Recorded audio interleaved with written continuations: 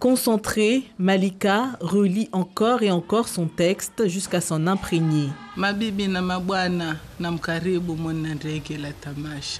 Faire des vocalises l'aide à maîtriser son texte.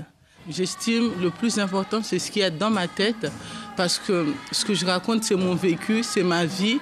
Donc je l'ai juste mis en prose pour que ça soit agréable à l'écoute. Si Malika a besoin de mettre sur papier ses mots, ses idées, pour la vieille école, c'est du par cœur.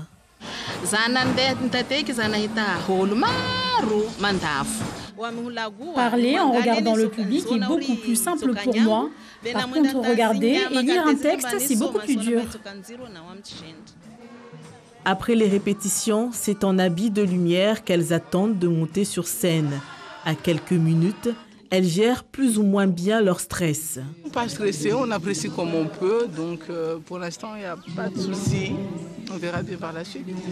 Malika jette un œil sur les autres candidats autour d'elle, jauge le niveau et puis monte sur scène. Face au public, elle donne tout.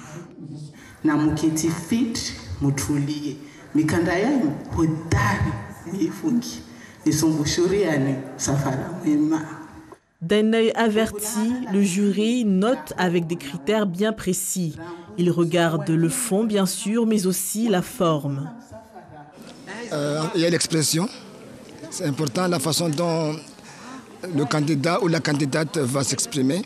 Ensuite, il y a aussi cette facilité, la fluidité des mots. Il ne faut pas être stressé. Il faut parler d'une façon naturelle. Et il y a aussi le jeu de scène.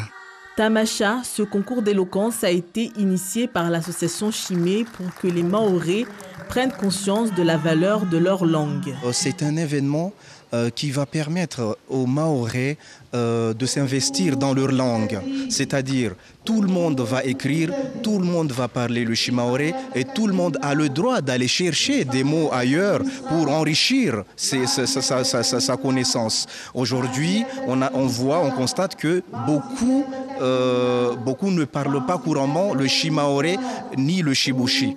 Les deux gagnants de ce concours d'éloquence partiront au voyage en Tanzanie et à Madagascar, des destinations choisies en lien avec les langues mises à l'honneur en ce jour.